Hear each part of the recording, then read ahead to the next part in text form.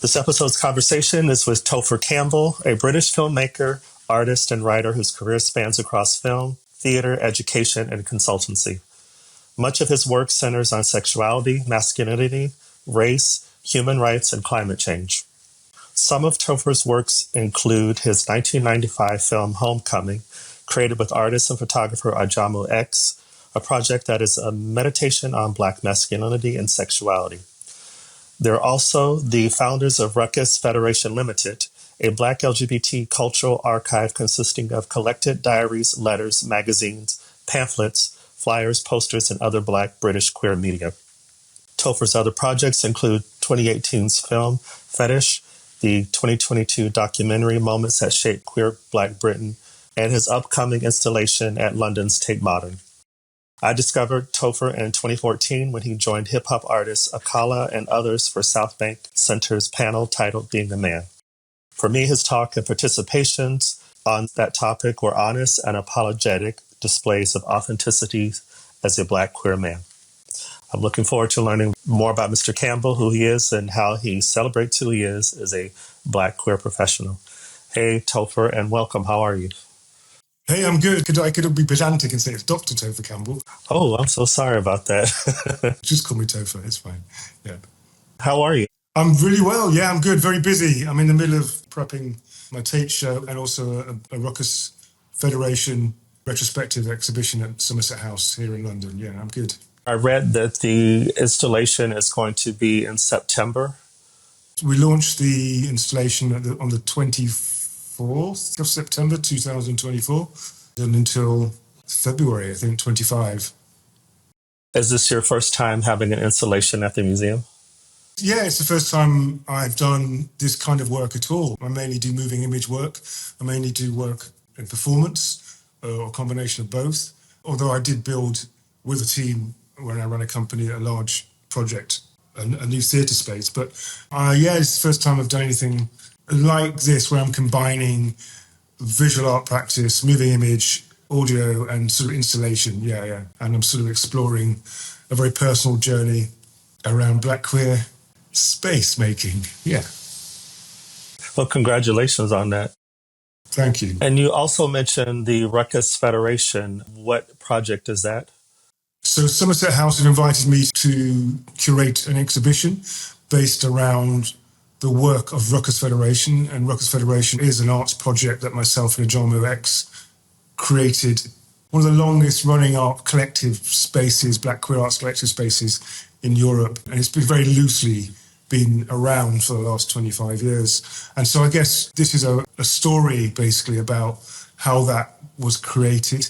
What came out of that was the Rukus Archive, which is the largest Black LGBTQ archive of cultural history, Black queer cultural history in the UK and also in Europe. I think the Schomburg Centre in New York has probably got something larger.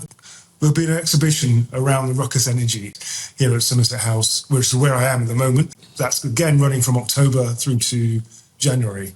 Yeah, so October 24 to January 25. Yeah.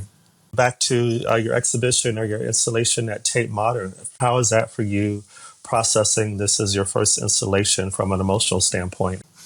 Well, there's lots of different ways you can talk about the way that work happens. I mean, as an artist, one way or the other, you're working on your work all the time. But the fact that you then get a chance to put it in a space where you start to share it with others is a really beautiful thing. And, I like to be challenged. I'm challenged myself. We're in a space called the tanks or the transformer rooms, which is like two large rooms up next to the main exhibition space, or the large-scale exhibition space, should I say, the turbine hall. I mean, it's an emotional piece. It's all about emotion. It's all about feeling. It's all about soul and spirit. So in that way, hopefully it's going to speak to people in different kinds of ways. I think it's a really good opportunity to have a conversation that I'm having with myself and with a very small group of people, with a lot more people. That's really like the main thing. And as I say, it's a meditation on my experience as a Black queer person. It's not centering any universal narrative or any sense of representation. It's really about how I am and how I've been over the last 20, 30 years. And I think that's a real important thing to share, not because of me, but because the space that blackness and queerness takes up is not that large when it's about ourselves and by ourselves as opposed to about ourselves by other people.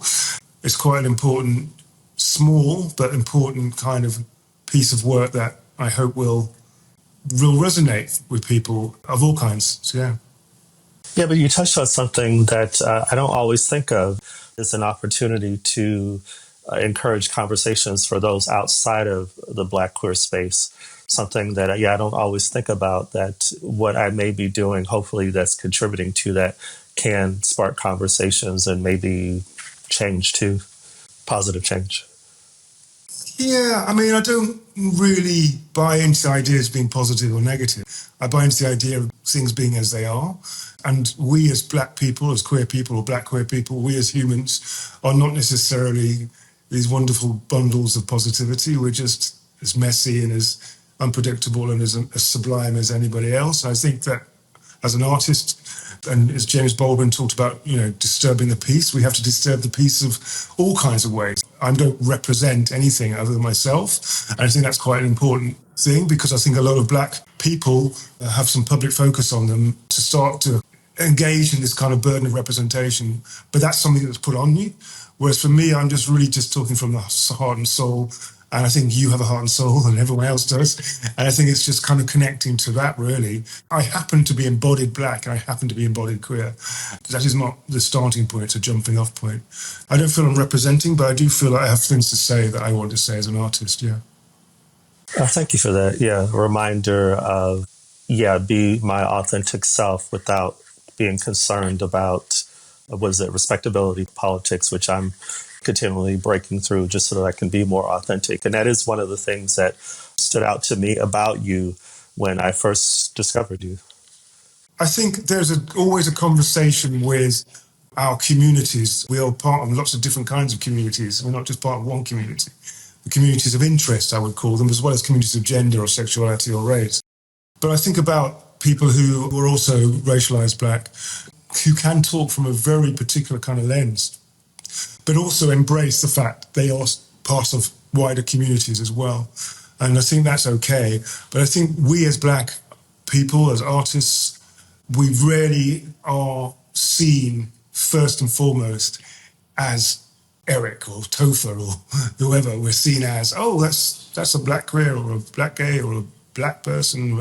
And they are therefore speaking from a kind of an essentialist point of view. And I feel that's something that needs to be disrupted and ignored, to be honest. Otherwise, you can't really do anything. And I think that's the problem with a lot of the conversations around the kinds of spaces we can occupy or can't occupy. My only thing really is that it's about taking space, taking the space, and about Black placemaking or Black queer placemaking is creating a space for us, by us, for us. And that kind of means there's a politics as well as an emotion behind it. But essentially, it's about the art, it's about the work. And so you come to that first, and you come to the emotion of the work first. And similarly with the exhibition at Submissive House, although there's a conversation around archive and histories and culture, which is really important, which I'm part of. But the Rukus archive is not representational of everything. It's the archive out of an artistic project by myself and Ajamu X. And it speaks to us and how we see the world or how we saw the world.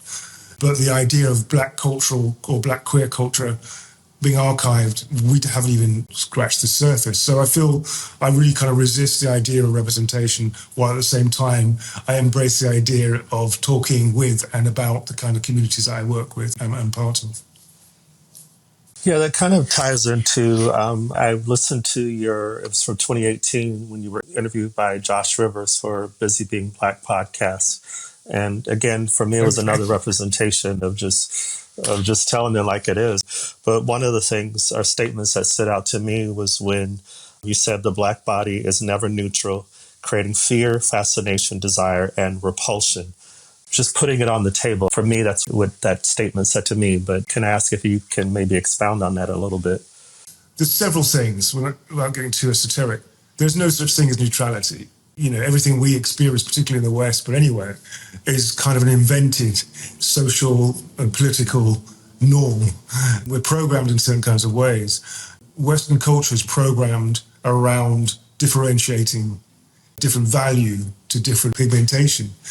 But that value also comes along with extreme fascination, extreme ideas around exploitation, and ideas around all sorts of ways in which we are unhuman in mainstream eyes. And it's not necessarily just about the kind of the violence that's done to our bodies, but it could just be in the way in which we, for example, enter spaces like the Tate or places of high art, like in theatre or performance or dance, or the way that we have to kind of operate in our offices in corporate America or corporate UK, corporate Canada or corporate France. I mean, everything that we do as black and brown melanated people is contested in some ways.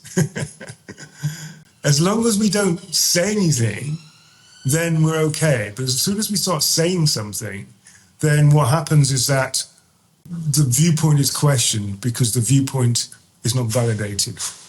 What I've discovered in my own personal experience, this relates to our physiology, it relates to the ways in which we, move through the world. My own personal experience is that I'm not experienced any neutrality in relation to queer spaces, black spaces, generic art spaces, all the streets of London, New York, Paris, Rio de Janeiro, Berlin, or wherever I've found myself. And I think that there is a violence that can happen through fetishization, through commodification, through sexual abuse, and through desire, and also through ways in which we are policed, physically policed by authorities, but also policed in terms of the kinds of cultural space that we're allowed to have. And that might mean we marry a white person or we marry another black person, and we police ourselves around that. How many conversations are there about you should be marrying a black person if you're black, or you're a betrayal of something if you marry someone of a different pigmentation?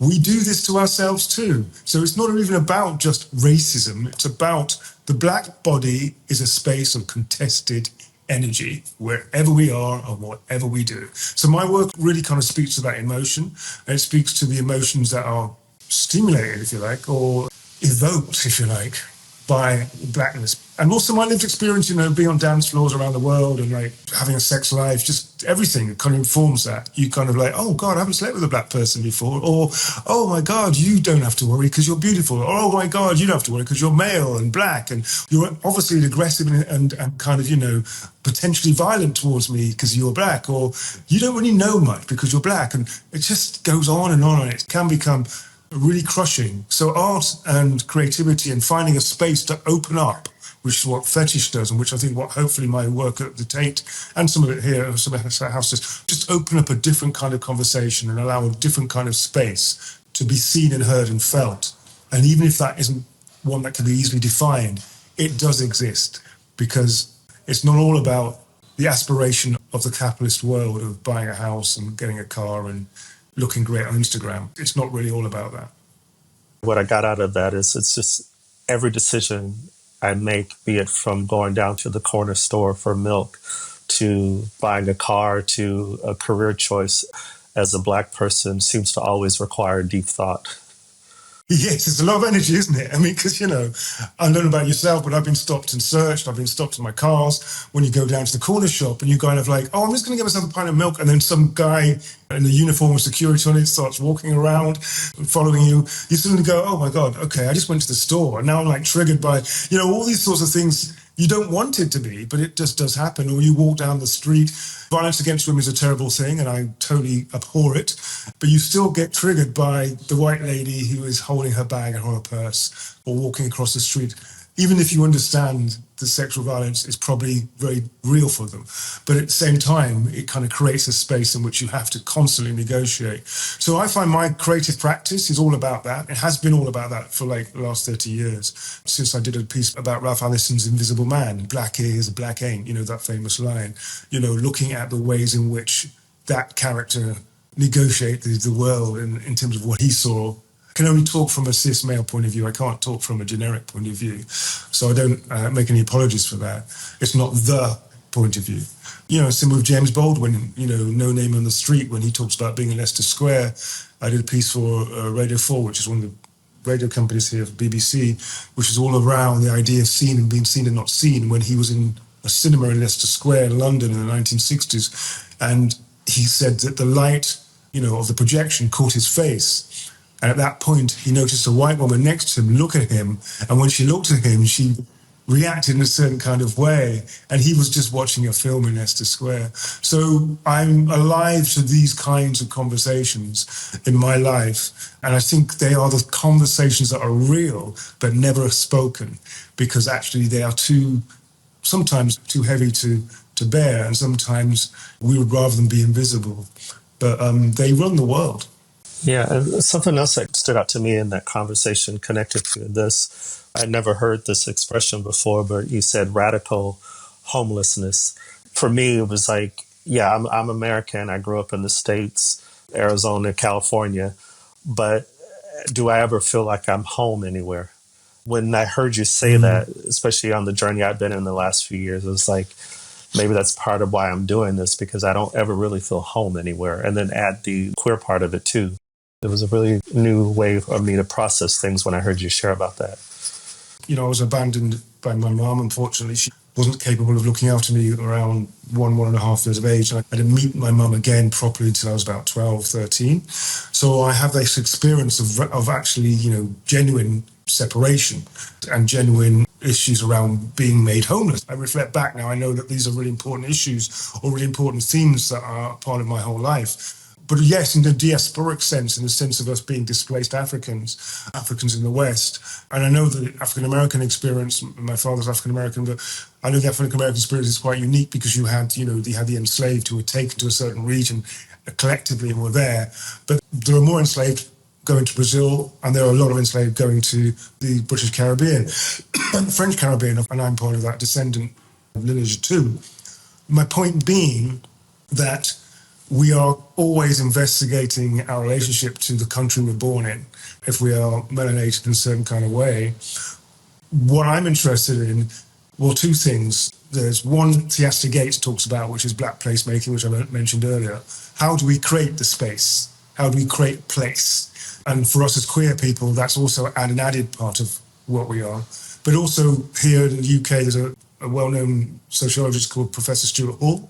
I had the privilege of meeting him. He narrated my first film, who talks about radical homelessness and about making difference work.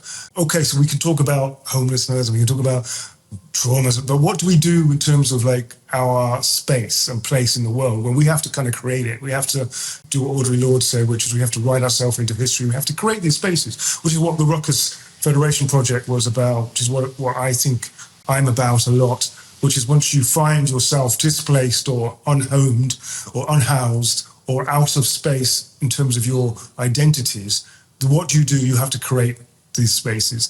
And it's something that, can take a lot of courage, take a lot of thought, take a lifetime. You do it very in small ways, in terms of the house you build or the space you live in. We are seeing Black creativity doing this everywhere all the time. I mean, music does it all the time. It creates spaces for us to kind of really be free. And I think that liberation is something that's part of our, especially of us who were, descendants of the enslaved, is part of our modus operandi, The great thing about the Rukus Project, as Ajamu said, and when we've been talking about this quite a lot publicly recently, is that you can talk about, which are rightly so, spaces of alienation, marginalization, trauma. We need to interrogate those spaces. But what do we lean into? Because you have friends, I have friends, we've had lovers, we've got family. These are also spaces that are really important to us. How do we lean into joy? How do we lean into prosperity? How do we lead into abundance? How do we lead into sharing humanity, which is valuable when there's so much that's shared, which is invaluable? There are no answers. There's no sort of, we get to a point. It's a process. That's where I've got to in my life after starting life as a professional director, sort of moving more into this kind of thinking around what are the kind of creative and artistic, spiritual, community, political spaces that I want to A, be part of, or B, create with others. But space is an important thing. When I first heard of you or discovered you in 2014, I had heard about Akala. When I found that recording of the panel, I was focused on him, but you're the first person to start it off, not knowing that there would be any queer people on it. And like I literally had to sit up in my seat because, yeah, that thing about space, for who I was at that time, especially, it was like I saw a Black queer man who was owning his space on this stage, but more, at least for me, importantly, it was you were holding your space among other Black men. One of the things you said, to think of one kind of love as natural and another as not, is like making a division in the sky that doesn't exist. That just really captured me and gave me pause to think about how I was doing that for myself. Yeah. It was good to hear. Thank you. It's all made up. And it's made up to the convenience of a very few people who want to maintain a certain kind of status quo. And once you kind of liberate yourself from that, thinking about this has to be or that has to be, I'll even talk about our own ideas or our own sexualities, you know, the idea that there is this gay thing or this queer thing. It's a very helpful framing, or this masculine thing. If you kind of only just kind of lean into deprogramming, you realize it's all just lines in the sky. In order for certain people to benefit from the way society functions, and it's not usually you and me.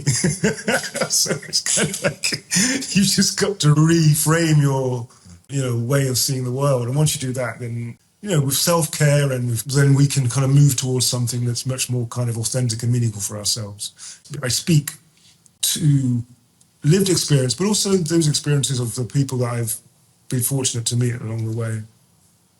As far as your commitment to authenticity and being yourself and speaking the truth, have you always been that way? I don't know, but I do remember that when I started off in theatre, I had a sense of there being an injustice.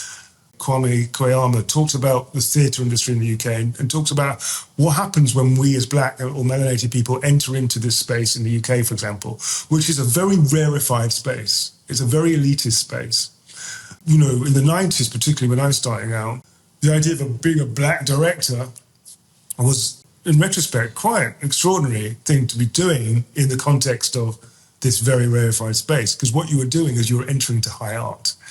And they don't like us entering into high art spaces. There's a whole kind of visceral reaction in the UK to us as Black people entering into these spaces, playing Henry V. David Oyelowo played Henry V, playing, you know, lead characters in some of the modern canon of the UK British theatre, and being as a director. So when you say authenticity, I don't know it. I think sense of social justice created a level of authenticity for me.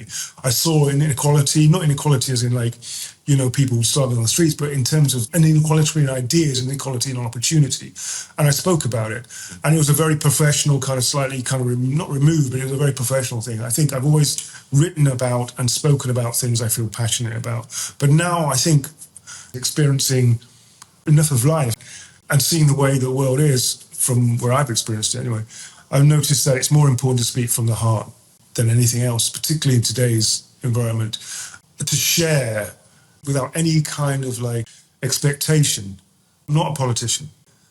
I've just seen too many people go too soon. I've seen so many things happen that I feel that for me personally, I just want to just have a good life and be well and eat well and look good and have some beautiful friends and love well. And I think I need to be at peace inside. And so if that means speaking from an authentic space, then that's also important. But it's also because we, as you know, particularly in this era, and if you're old enough, you've seen the era evolve to now, it's just full of lies.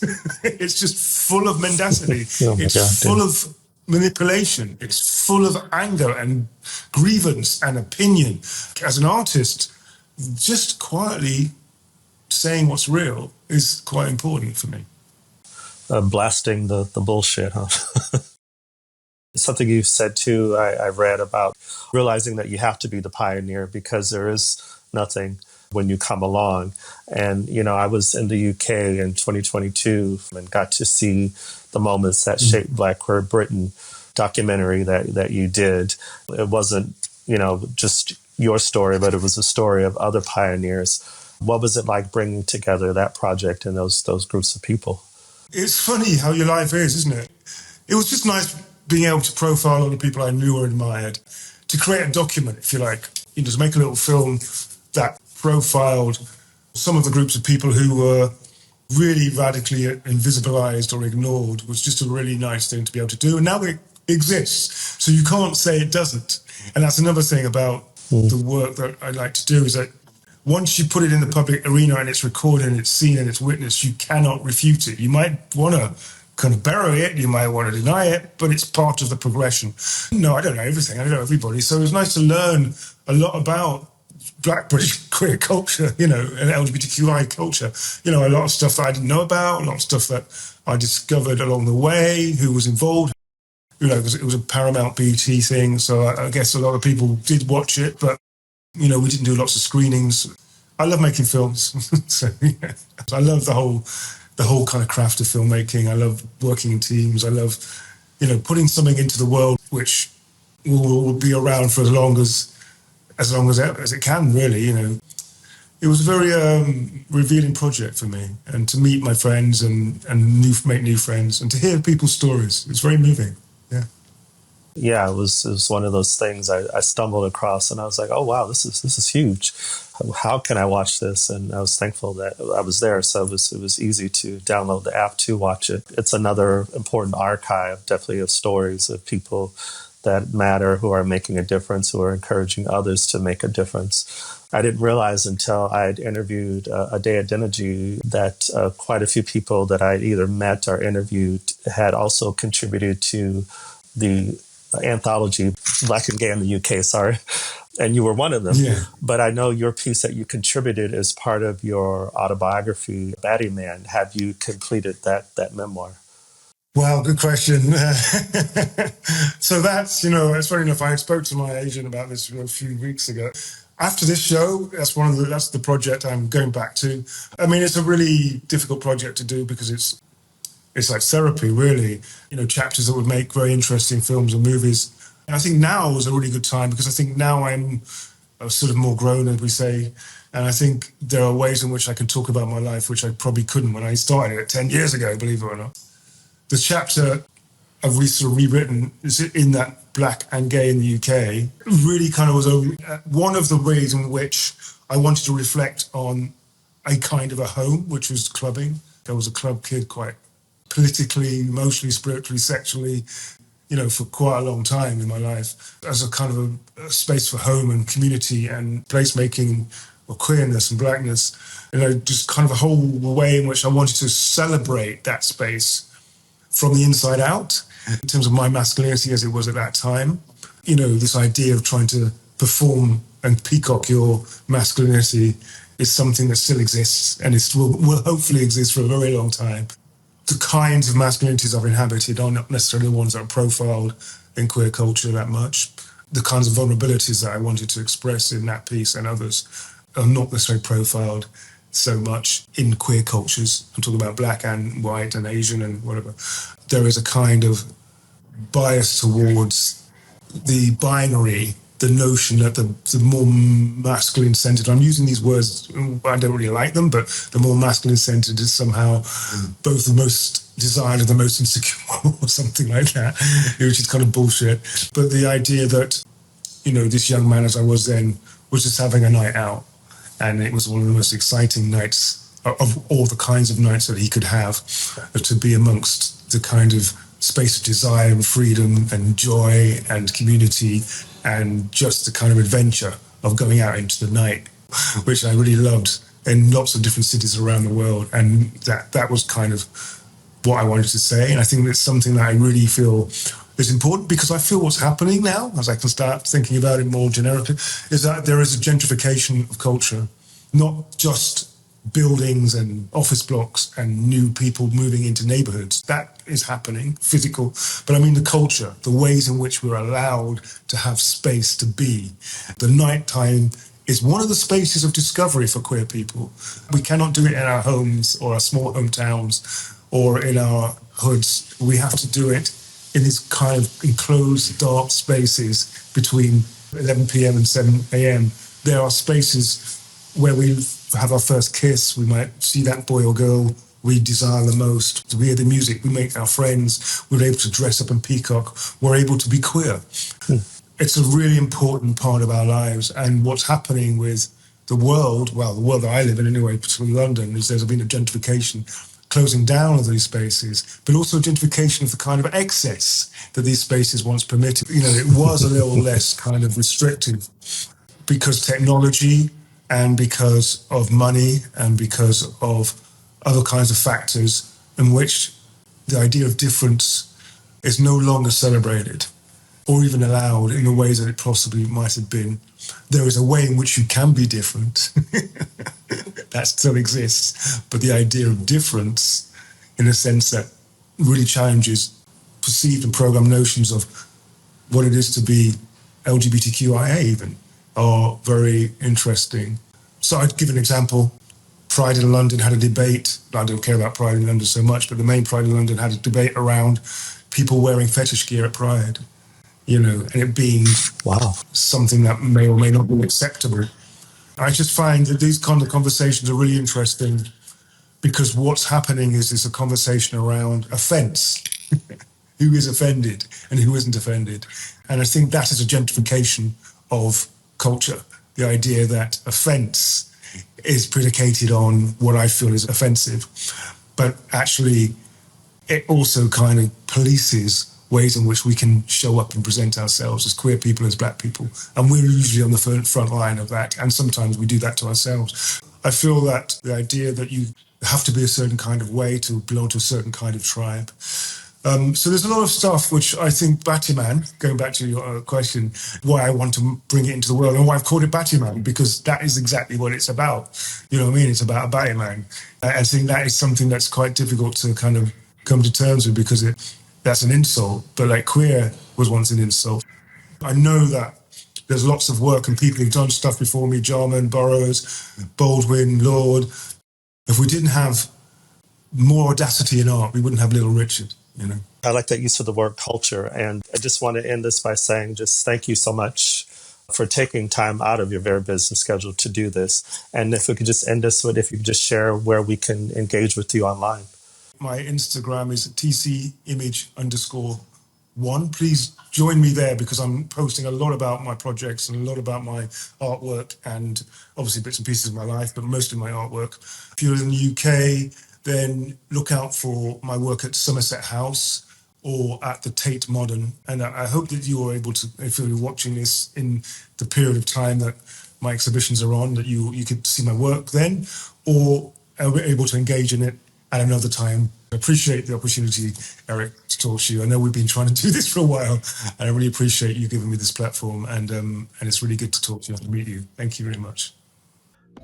Thank you for spending time with us. If you enjoyed this episode, please rate, comment, and subscribe. Share with your friends too. You can also follow us on Instagram at Our Black Gay Diaspora and on Twitter at BLK Gay Diaspora. Until next time.